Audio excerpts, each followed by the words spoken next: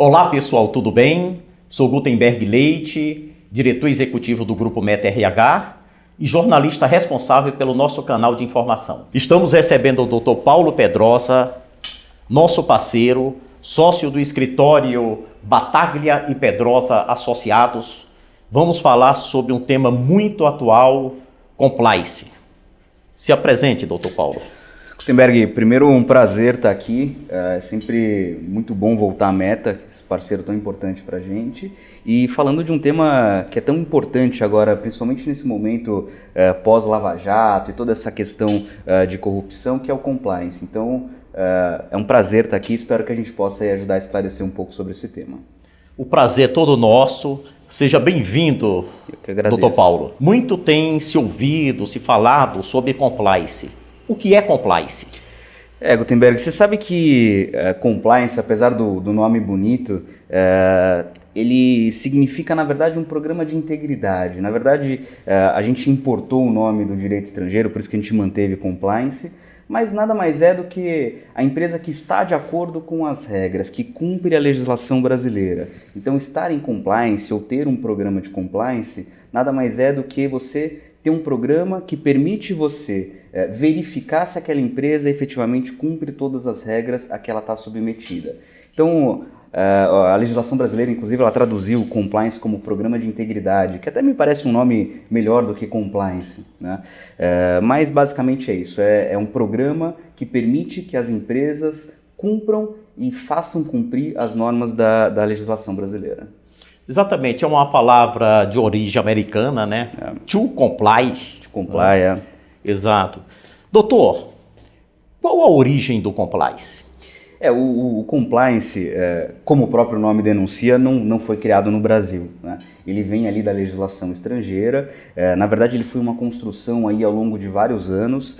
É até interessante a gente voltar um pouco na história, porque até muito pouco tempo atrás, vários países europeus, por exemplo, incentivavam que as empresas pagassem propina, pagassem dinheiro para governos estrangeiros para conseguir contratos, né? E isso era perfeitamente normal e perfeitamente incentivado pelos países. É muito interessante a gente voltar um pouco e perceber o quanto essa situação, que hoje é um absurdo, era normal.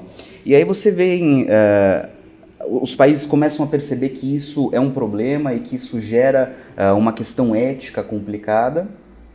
E aí, principalmente nos Estados Unidos, tem a lei Sarbanes-Oxley, na Europa você também tem leis importantes que vão criando essa consciência de que as empresas devem agir de modo ético e dentro da legislação. Isso vem para o Brasil de um modo um pouco tardio.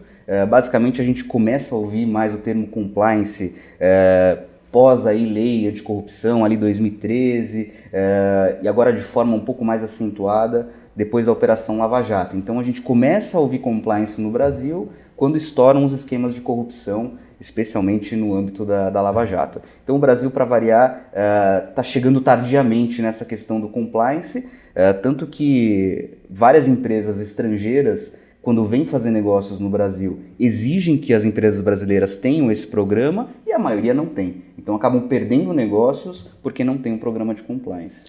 E por falar da exigência das empresas ter um programa de compliance, ter o compliance, quais são as vantagens?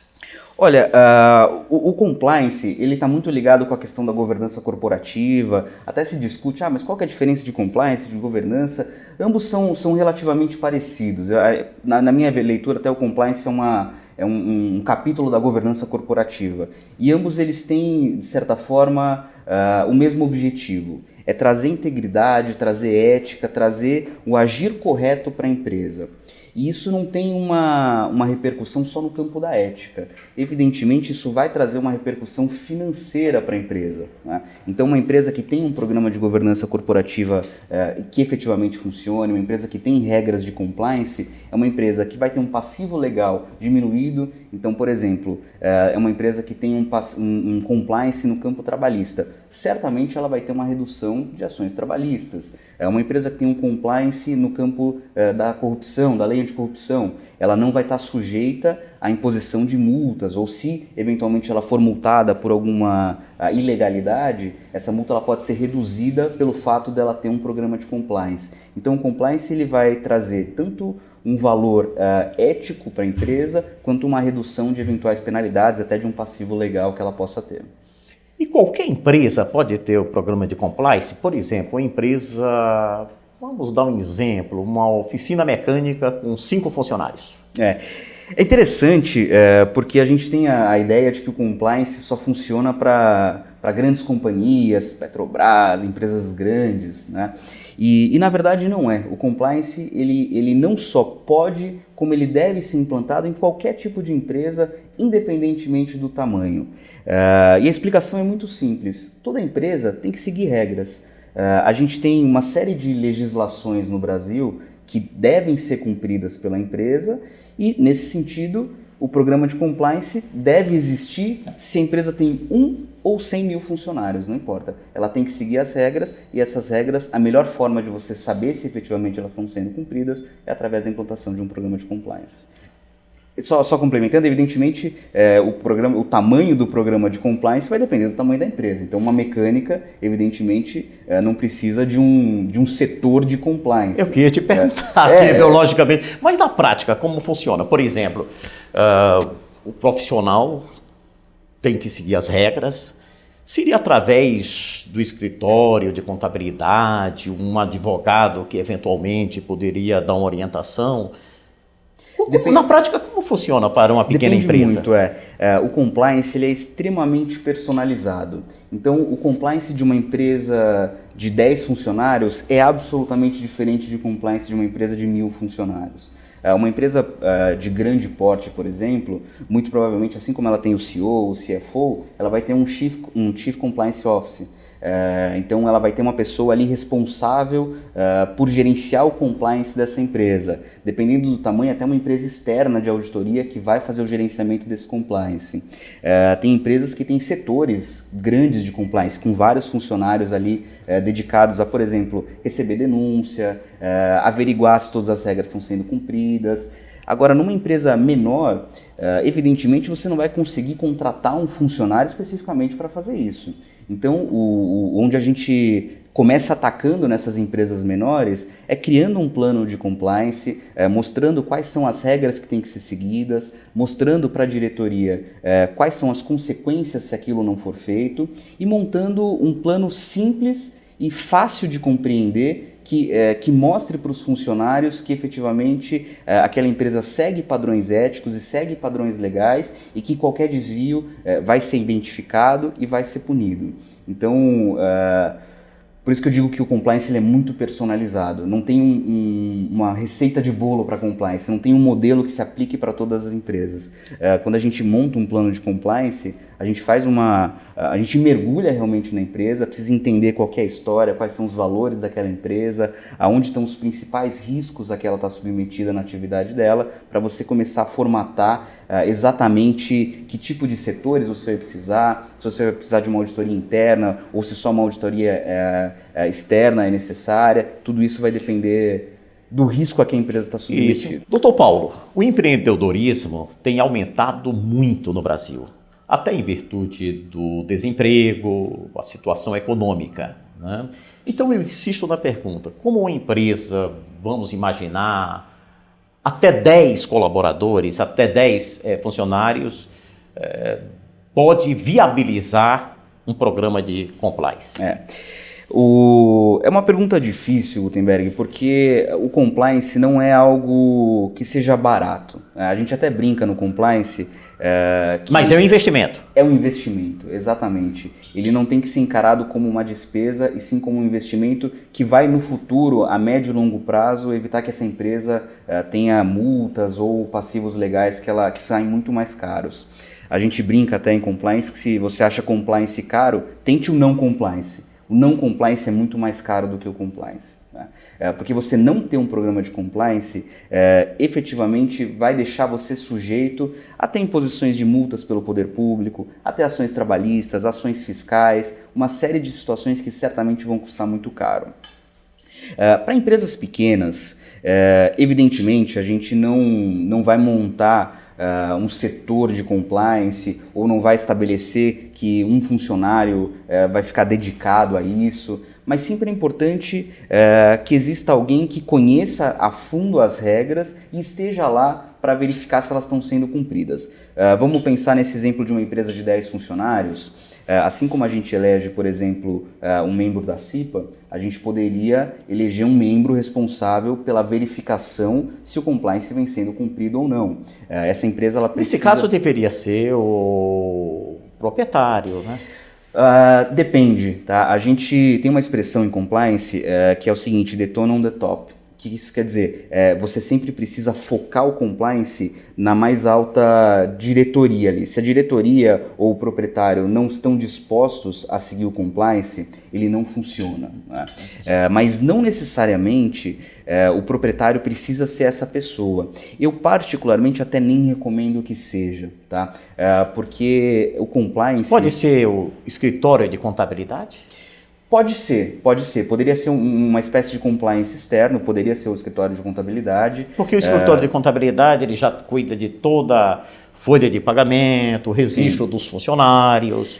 Quando é um pouco limitado, porque existem vários tipos de compliance. E aí, por isso que eu digo que não existe uma receita de bolo. Então, por exemplo, numa empresa de 10 funcionários, muito provavelmente, que trabalha só com o setor privado, o maior risco a que ela vai estar submetido, provavelmente é risco trabalhista, e risco contábil, risco financeiro de eventualmente recolher algum imposto errado, alguma coisa nesse sentido.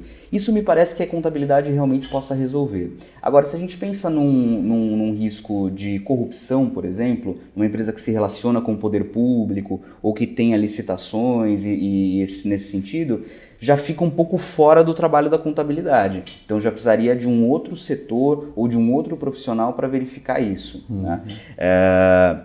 O que é importante para uma empresa de pequeno porte é, primeiro, ela ter um manual de compliance, onde ela diga para os seus funcionários quais são os valores daquela empresa, o que aquela empresa entende que é correto fazer, o que ela entende que não é correto fazer. Fundamental que exista um canal de comunicação. Então, olha, funcionário, se você identificar que algum colega seu, algum prestador de serviço está envolvido em alguma situação ilegal, está cometendo alguma ilegalidade, você tem que procurar essa pessoa, você não vai ser prejudicado por fazer denúncia. Então todas essas regras básicas de compliance, elas têm que estar muito claras, seja uma empresa de 1 funcionário, seja uma empresa de 5.000 funcionários. A base é a mesma. Então, diretoria envolvida, proprietários envolvidos, funcionários plenamente cientes das regras que eles têm que seguir e como eles têm que agir caso eles encontrem algum problema ou caso eles vislumbrem que alguém está cometendo alguma ilegalidade.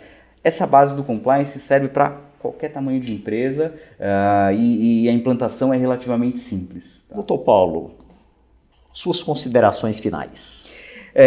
Bom, eu queria falar, Gutenberg, primeiro agradecer o convite, é um prazer estar aqui, e ressaltar a importância, principalmente da Meta tá preocupada com esse tema também de compliance com seus parceiros, porque a regra do jogo no Brasil está mudando, né? Assim como está mudando no mundo, no Brasil ela também está mudando. Antigamente, até ontem, era muito comum que tudo fosse resolvido com um jeitinho brasileiro, né? Então chegava o fiscal, você dava um jeitinho e meio que essa era a regra do jogo que não vou dizer todo mundo, evidentemente que não é a regra geral, mas que grande parte das empresas brasileiras adotava. Vide os grandes escândalos da Petrobras. A gente não está falando de empresa pequena, a gente está falando de grandes empresas envolvidas ali em problemas sérios de corrupção, né? Isso ficou muito claro através da Operação Lava Jato. E depois dessa operação, principalmente depois da lei anticorrupção, a gente percebe que a regra vem mudando. Então, todas as empresas precisam se preocupar efetivamente em ter um programa que verifique se as regras estão sendo cumpridas, ou elas vão estar sujeitas a multas. Só um pequeno detalhe que eu acho que eu esqueci de falar, no âmbito da lei anticorrupção, a gente está falando de multas de até 20% do faturamento bruto da empresa. Então é uma multa que efetivamente pode quebrar uma empresa pequena ou grande. Na minha opinião, uma multa de 20% sobre o faturamento bruto, eu acho que nenhuma empresa resiste, tá? Quebra mesmo. Porque Quebra. Por isso que a gente brinca que o compliance tem um custo, mas tenta ver o custo sem o compliance. Ele é muito mais alto, né? Então, eu acho que é importante essa preocupação de todas as empresas, seja qual for o porte, seja qual for a atividade. É muito mais barato prevenir do que você efetivamente tentar resolver o problema depois que ele já aconteceu. Doutor Paulo, muito obrigado. Imagina, eu que Foi agradeço. um grande prazer recebê-lo aqui no Grupo Meta RH. Espero reencontrá-lo em outras oportunidades. Com certeza, eu que agradeço, Gutenberg. Muito obrigado pela oportunidade. Eu que agradeço. Obrigado. Obrigado.